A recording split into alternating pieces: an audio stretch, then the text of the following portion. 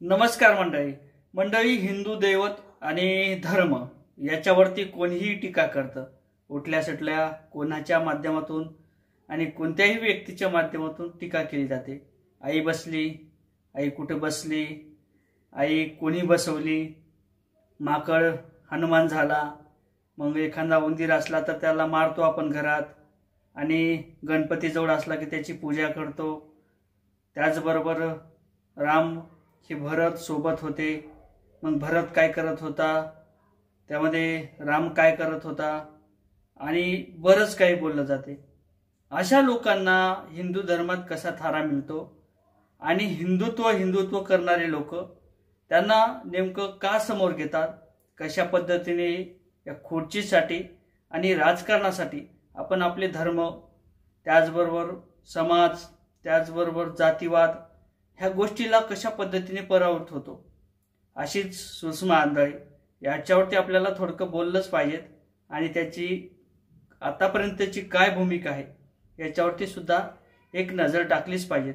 याच्यावरती मी थोडक्यात बोलणार आहे, परंतु त्यापूर्वी आपण चॅनलवर नवीन असाल तर लगेच चॅनलला सबस्क्राईब करा। ज्या पद्धतीने ह्या सुषमा आंधळे आहेत, मराठा समाज असेल, हिंदू धर्मात असेल, देवधर्म असतील, याच्यावरती काही ना काही अपशब्दही बोलत होती। आता ज्या पद्धतीने बाळासाहेब ठाकरे यांनी ही शिवसेना घडवलेली आहे, यावरती कित्येक लोकांनी आपले प्राण गमावलेले आहेत। कित्येक लोक या हिंदू धर्मासाठी आणि बाळासाहेब ठाकरेसाठी तत्पर होते। आपल्या जीवाची बाजूला सुद्धा ते सारत होते, जीव सुद्धा गहाण ठेवत होते, किंवा बाळासाहेब ठाकरे यांनी जर म्हणलं तर त्या ठिकाणी अग्नी सुद्धा उडी टाकणारे असे लोक होते। त्यामध्ये एकनाथ शिंदे असतील, दादा भुसे असतील, आणि कित्येक तरी मराठा रणरागिणी आहेत, त्यांची नाव सुद्धा खूप मोठ्या प्रमाणात आहेत।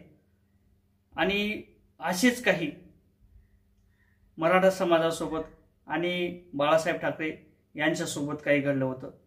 ज्या पद्धतीने ही मराठा समाजाची आणि बाळासाहेब ठाकरे यांची शिवसेना होती, ही आता कुठेतरी दिसत नाही। कुठेतरी या शिवसेनेच्या वाघाचा माजर झालेला दिसतो। आणि असंच काही प्रकरण या सुषमा आंधळेच्या माध्यमातून झालेलं आहे।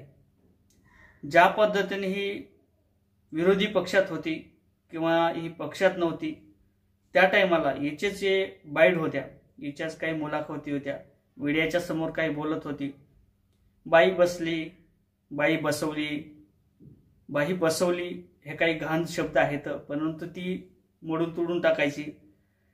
परंतु त्यानंतर राम भरत हे जंगलात गेले होते, राम बाजूला गेल्यानंतर भरत काय करायचे, त्याचबरोबर रावण हा त्या ठिकाणी लंकेचा राजा होता, त्याला सीताच का आवडली, मग सीता आणल्यानंतर तिच्यावरती काहीच बळजबरी का नाही केली, एकंदरीत बरेच काही घाण शब्द या हिंदू दैवत आणि रामप्रभुचंद्र यांच्या संदर्भात ती नेहमीच बोलायची।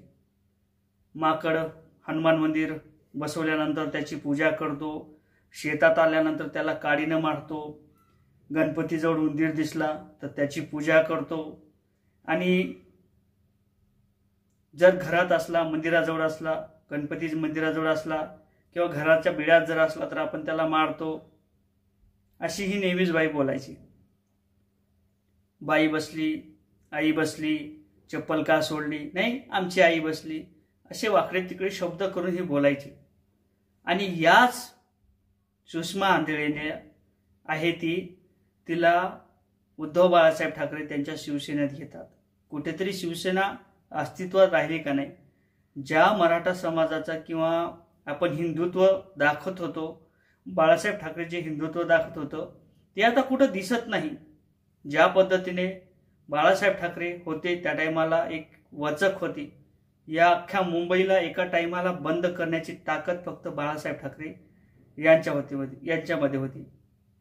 कोणीही तशी ताकद तसं धाडस कधीच केलं नाही, परंतु बाळासाहेब ठाकरे यांच्या एका आवाजावरती पूर्ण अख्खीच्या अख्खी मुंबई बंद व्हायची। आणि तसे शिवसैनिक सुद्धा होते।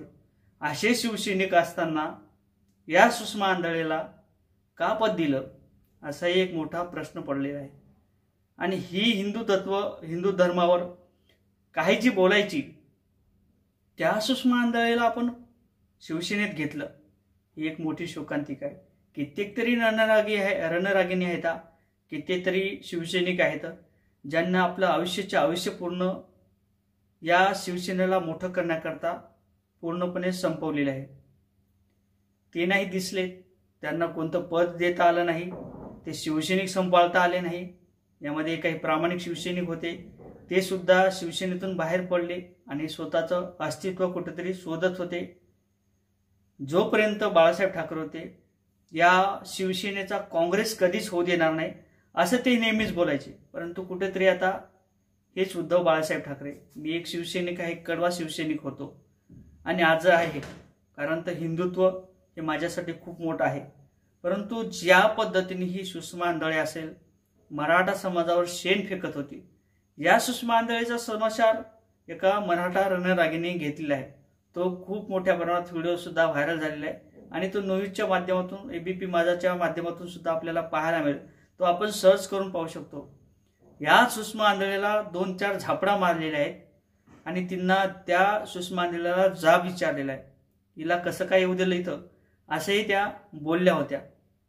ह्या म्हणतात रणरागिणी, मराठ्याच्या रणरागिणी, ज्यांचं आयुष्य पूर्ण शिवसेनेसाठी झटलेलं आहे, अशा ह्या रणरागिणी आहेत. परंतु शोकांतिका आहे, कुठेतरी हिंदुत्वाच्या गोष्टी करणारे आपण आज हिंदुत्वाला आपण साथ देत नाही.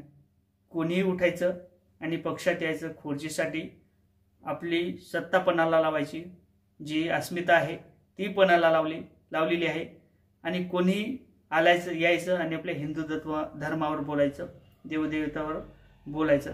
हे कुठंतरी थांबलं गेलं पाहिजे. प्रत्येकाला प्रत्येकाचा समाजाचा अस्मिता आहे. बौद्ध समाज असेल, मुस्लिम समाज असेल, मातंग समाज असेल, धनगर असेल, माळी असेल, कोळी असेल, ज्यांच्या ते धर्माविषयी निष्ठा आहे. परंतु एकीकडे इतर कोणताही समाज नाही म्हणत, परंतु काही त्यातले कट कारस्थान रचणारे लोक, काही राजकीय लोक आपली पोळी भाजण्याकरता जातीवाद मोठ्या प्रमाणात वाढवत आहेत.